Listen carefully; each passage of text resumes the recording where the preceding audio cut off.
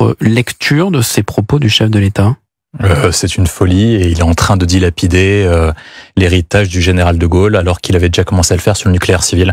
Lorsqu'il était secrétaire général adjoint de François Hollande, il avait ouvert la vente d'Alstom, donc une partie de notre souveraineté sur le nucléaire civil, en partie. Bon, finalement, il l'a racheté Alstom comme président de la République, mais il avait ouvert la vente comme secrétaire général adjoint de François Hollande, puis ensuite après comme ministre de l'économie. Petit à petit, on l'a vu jusqu'à qu'il fasse un revirement lors de son premier mandat. Il avait vendu notamment une grande part du nucléaire civil et fait en sorte que le nucléaire civil soit pas aussi important, notamment pour correspondre aux intérêts des Verts et une partie des intérêts européens. Il a changé d'avis parce qu'il a compris l'importance du nucléaire civil sur ce point-là. Maintenant, il veut vendre et il veut transférer une partie du nucléaire militaire à l'Union européenne. Ça n'a aucun sens. Il veut ouvrir le débat, on n'en est pas encore là. Oui, mais c'est pas la première fois qu'il aborde la question. C'est-à-dire qu'on lui a déjà abordé la question lorsqu'il a fait un pacte. Je crois que c'était après avoir fêté l'anniversaire du traité de l'Élysée, notamment, il avait signé un nouveau traité entre la France et l'Allemagne de coopération et il avait ouvert 2 dossiers sensibles. La question du transfert du siège du Conseil de sécurité de la France à l'Union européenne et le deuxième point sensible qu'il avait évoqué, c'était transférer la dissuasion nucléaire à l'Union européenne.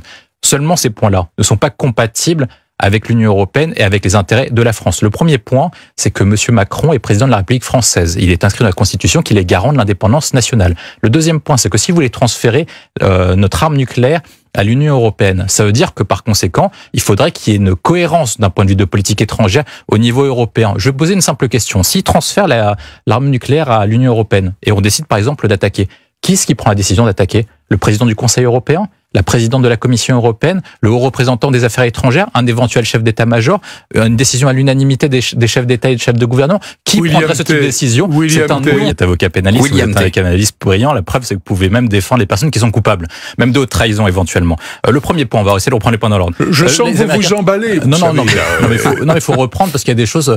Il a commencé, monsieur, à présenter, c'est un think tank avec une vision gaulliste. Donc on va essayer de défendre les fondamentaux de ce qu'on doit défendre. Non, mais en l'occurrence, William T. Je recevais il y a quelques minutes Benjamin Haddad, député Renaissance, qui expliquait un peu la vision d'Emmanuel Macron, c'est-à-dire par exemple l'Allemagne a le soutien des États-Unis en ce qui concerne l'arme nucléaire. Est-ce que c'est pas plus logique, et c'est ce qui défendait, que la France soit là à la place justement des États-Unis, d'autant plus dans la perspective d'une potentielle élection d'un candidat comme Donald Trump. Vous savez comment ça fonctionne. Il y a 2 visions possibles. Soit vous faites une alliance militaire, mais une alliance militaire, soit vous faites un commandement intégré. Ça veut dire une fusion, une mutualisation des moyens.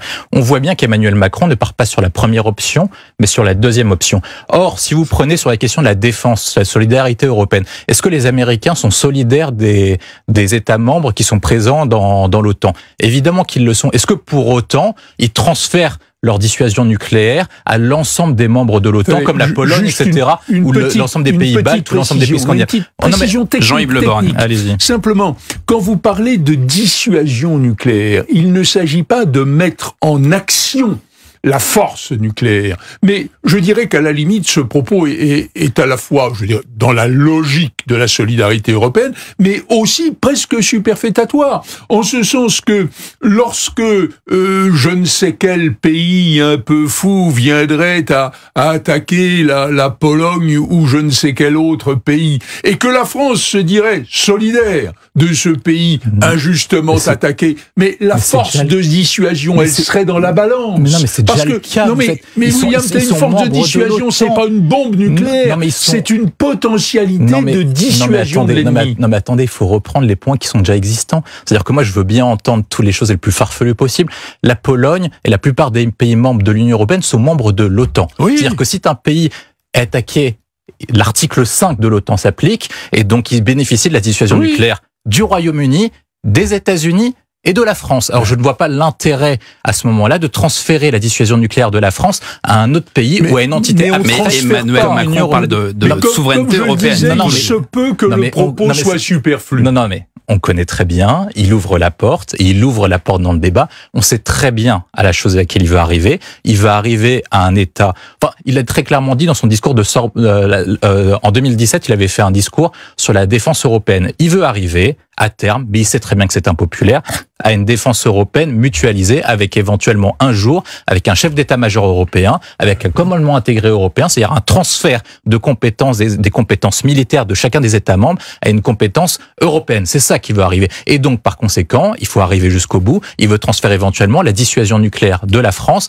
à une dissuasion nucléaire européenne. Or, moi, ce que je dis, c'est que vous pouvez pas avoir une compétence militaire si vous n'avez pas de cohérence de politique étrangère. Or, les 27 ne sont jamais d'accord en termes de politique étrangère. Il y a une différence entre la Pologne et l'Espagne, il y a une différence entre la France et la Hongrie, il y a une différence entre le Nord et le Sud, l'Ouest et l'Est. On n'a pas de cohérence de politique étrangère, donc on peut pas avoir de cohérence de politique militaire. Concluez sur le Frexit, moi, ce que je dis, non, et vous serez dans la logique des choses. Non, mais moi, ce que je dis, c'est que vous pouvez avoir une alliance militaire, et moi, c'est ce que j'appelle, c'est-à-dire un pilier européen de l'OTAN, c'est-à-dire une alliance militaire, mais pas de commandement intégré. Il est possible de faire partie de l'OTAN sans avoir d'armée complètement intégrée dans ce que voudrait Emmanuel Macron. Messieurs, ces étudiants pro-palestiniens et la France insoumise, est-ce qu'il y a un double discours? Est-ce que vous voyez cela, vous, entre d'un côté Gabriel Attal qui défend l'autorité et de l'autre une ministre de l'enseignement supérieur qui salue la direction de Sciences Po? Je pense que Gabriel Attal est plus au fait de la situation et plus en phase avec ce qu'il faudrait faire. Je pense que vraisemblablement la direction de Sciences Po s'est couchée devant l'ombre.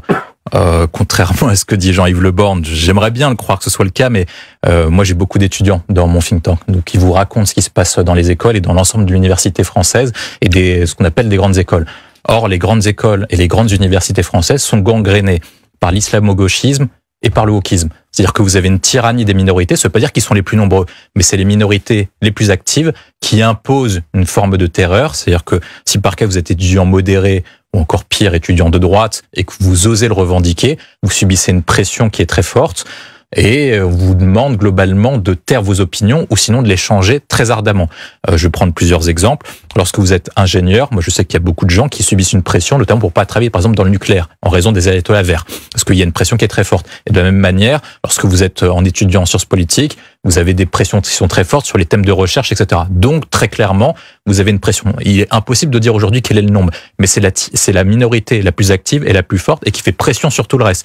Moi je pense que l'ensemble des étudiants sont quand même un minimum lucides et savent faire la part des choses entre la cause palestinienne qui peut être défendue, tout à fait, la solution à deux États, et en même temps dire que le régime d'Israélien et le régime de Netanyahou est un régime nazi. Donc il faut savoir faire la part des choses. Maintenant, il faudrait que l'autorité revienne à Sciences Po, il faudrait que la ministre de l'Enseignement supérieur revienne sur une ligne que peut-être que ce Gabriel Attal avait défendu depuis qu'il était ministre de l'Éducation nationale, c'est-à-dire plus d'ordre, plus d'autorité, ou même ce qu'avait défendu Jean-Michel Blanquer lorsqu'il avait dénoncé les dérives islamo-gauchistes dans les universités françaises. Votre conviction sur ces sujets, est-ce que c'est de cette manière, est-ce que c'est la bonne manière pour s'attaquer aux trafiquants de drogue? Alors, pour s'attaquer aux trafiquants de drogue, il faut lutter sur... Et démanteler les réseaux. Oui, il faut lutter sur tout l'ensemble des paramètres. Il y a plusieurs paramètres à prendre en compte.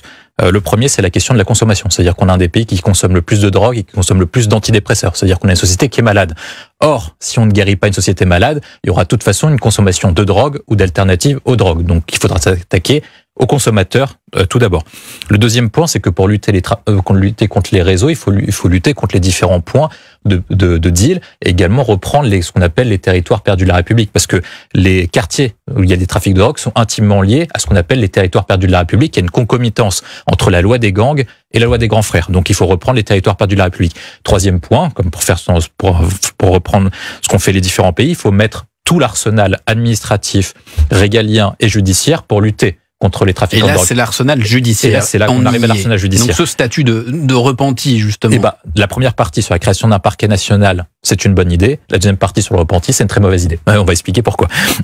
Sur la création du parquet national. Pas du tout d'accord avec Maître Jean-Yves Le Borne. Non, pas du tout. Sur le parquet national, je pense que c'est une bonne idée parce que, comme l'a rappelé Maître Le Borne, il faut harmoniser les procédures. C'est-à-dire que si par cas vous faites une lutte nationale contre les trafiquants de drogue, il faut qu'il y ait donc du coup des moyens nationaux et une doctrine nationale avec une circulaire, etc. C'est-à-dire qu'il faut que l'ensemble des juges qui soient situés en Ille-et-Vilaine ou dans les Bouches-du-Rhône appliquent exactement la même procédure parce que le trafic de drogue commence à toucher l'ensemble des territoires de la République française.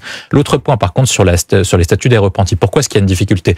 Si par cas, Dupond-Moretti avait raison sur le fait de radoucir les peines, éventuellement réinsérer les gens dans la société, permettrait en fait de limiter, le trafic de drogue 2, la délinquance, 3, la récidive, et ben dans ce cas-là, l'ensemble de la politique pénale française sera un succès depuis 30 à 40 ans parce que c'est exactement la doctrine qu'on applique sur l'ensemble du territoire. Or, ce qu'on voit, ce qui permet d'éviter la récidive, ce qui permet d'éviter la délinquance et ce qui permet d'éviter les condamnations, c'est le fait d'enfermer les gens qui sont nuisibles à la société. Or, moi, je pense qu'il faut plutôt adapter les peines aux infractions qui sont commises. Et lorsque vous commettez des trafics de drogue, c'est rarement uniquement un simple trafic. Ça engendre un phénomène qui est beaucoup plus profond et beaucoup plus durable dans la société. Et je pense que lorsqu'on met une politique pénale qui soit adaptée, notamment aux effets délétères qui sont occasionnés par le trafic de drogue, il faudrait en conséquence enfermer ces gens en prison pour faire en sorte qu'ils ne soient pas nuisibles dans la société, parce que je pense que tant qu'ils subiront pas des peines de prison qui sont très fortes, ils vont récidiver, et notamment, comme ça a été rappelé tout à l'heure, ils auront les moyens des cartels et des trafiquants de drogue pour avoir les moyens juridiques pour sortir de prison et se réinsérer dans la délinquance et la criminalité. Jean-Yves Le Borgne. Moi, je pense que c'est comme le premier débat, comme l'a dit Maître Le Borgne. C'est-à-dire que lorsque vous ouvrez la boîte de Pandore, forcément, on va y arriver. Je pense qu'à partir du moment où on a adopté le mariage pour tous, il était inévitable qu'au nom de la passion pour l'égalité, comme on a accepté la GPA, la GPA va arriver. Maintenant, il y a deux mouvements qui sont contradictoires. Un, on essaie d'encourager la natalité alors que les peuples européens et occidentaux sont en baisse sur la question de la natalité, et donc il faut mettre le progrès au service de cette envie de soutenir la natalité. Maintenant, ça crée beaucoup de problèmes d'éthique, notamment sur 2 points précis, la marchandisation du corps des femmes, et le deuxième point, c'est le fait de pouvoir créer un bébé éprouvette qui, je pense, pose problème dans la mesure où on peut choisir et mettre les ingrédients qu'on veut pour avoir le bébé qu'on veut, ce qui pose de graves problèmes de conscience et d'humanité.